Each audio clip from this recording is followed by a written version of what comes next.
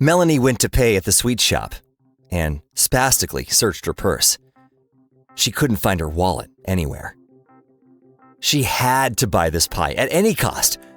Her wallet wasn't there, so she probably forgot it at home. So Melanie started checking her pockets for some loose change. They were empty. She turned to the cashier and said, "Please, forgive me. Could you give me some credit for these, and I'll come pay for it later? It's my daughter's birthday today, and I have to get her this pie. I was probably rushing and left my wallet at home, but if I go home for the money now, I won't have time to visit my daughter today. Please, I'll come back tomorrow to pay." The cashier felt bad for the old woman and considered paying for her, but the line of customers behind Melanie distracted her. They were probably wondering why the line wasn't moving. Also, the cashier remembered how many times she had trusted customers who had promised to pay for something when they didn't have money or not enough and swore to bring it back later, but most never did. "I'm sorry, maybe you could get it another time?" the cashier said with sympathy. "I can't. I need it today," Melanie insisted, to no avail. Melanie went outside. "I have no other choice," she thought. She was embarrassed, but she just started asking passersby to give her a little money. A few people ignored her and just walked past. Suddenly, Melanie saw a young man who had just parked his nice car and went up to him. "Sir, I'm sorry. Could you please lend me a little money? I swear I'll pay you back." She didn't have time to finish before he took out his wallet, looked at her and said, "Melanie, is that you?" She was upset she didn't recognize him. "Melanie, don't you recognize me? I'm Brandon. You and your husband saved me 15 years ago. If it weren't for you, I don't even know what would have happened to my life." "Brandon, what a surprise!" Melanie remembered the very young man who she met outside her home 15 years prior. Melanie was walking home from work where she had been kept late. It was already dark. She went up to her door and suddenly noticed a young man in military uniform sitting on a bench. He looked shabby and sat with closed eyes. Melanie thought he had run away for some reason. She approached and took out her pepper spray, just in case. She didn't smell any alcohol. "Is everything all right?" she asked him. He shook and looked at her. "Yes, ma'am, everything's fine. Thank you," he said quietly. "Did you run?" Melanie continued. "Please, don't turn me in," he pleaded. Melanie felt bad for him and asked what happened. He said to get here, he needed to get between two cargo wagons on a train. He was spotted by a railroad worker and had to jump off. But his foot had fallen asleep while he sat, so he fell several times and hurt his leg, and that's why he looks like this.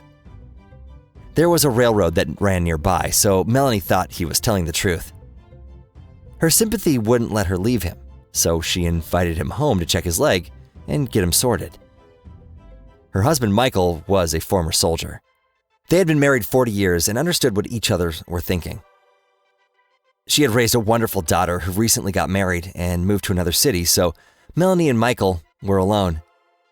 Michael was surprised by the unexpected guest, but understood everything immediately, like Melanie did. They sent him to the shower, fed him, and asked him to tell them why he did what he did. He said he had signed a 2-year service contract. He wanted to make some money to propose to his girlfriend Amanda and pay for a wedding. Brandon, the young man, had gotten a letter from his best friend that said he and Amanda were in love and were getting married. Brandon was furious and decided to make it to their wedding no matter what.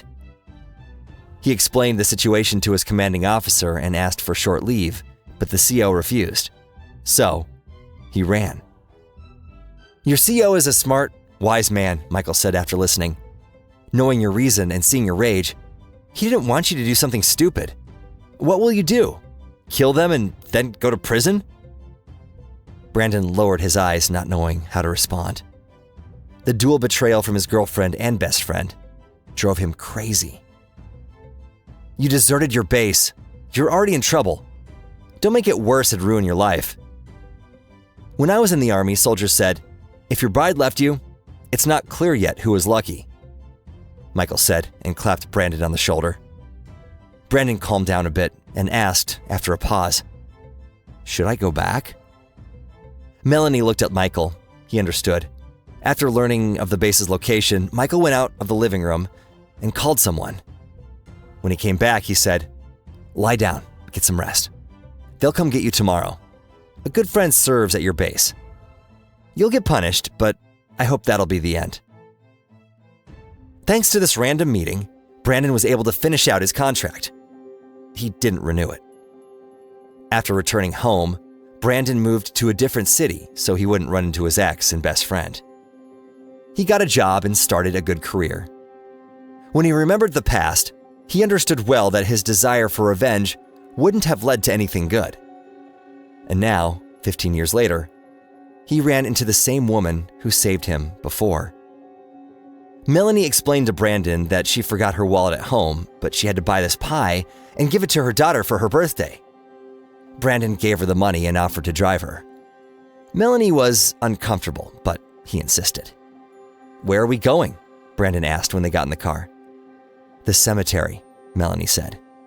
He looked at her, but she was quiet, and he didn't ask anything. After a few minutes, Melanie told him that when her daughter moved to another city, she and her husband decided that when Melanie retired, they would move closer to see and take care of their grandkids. And that's what they did. After selling their house and buying their new one, they had some money left, and Michael suggested buying their daughter and son-in-law a nice car. Her daughter and son-in-law were in that car when they died in a terrible car accident. It's her birthday today, and we had a tradition. Every year, I would get her favorite pie from that bakery, in addition to her other presents. After our daughter died, Michael blamed himself since the car was his idea. His heart couldn't take it, and he left me too. I was left alone in this city without friends. But I can't leave because my loved ones are buried here. Melanie finished her story and sighed heavily. Brandon waited for her while she was at the cemetery, and then took her home. They exchanged phone numbers and began to chat regularly. Brandon got close to her like a mother, since his own had died when he was young. He was raised by his father, who still lived in the city, and Brandon visited him often.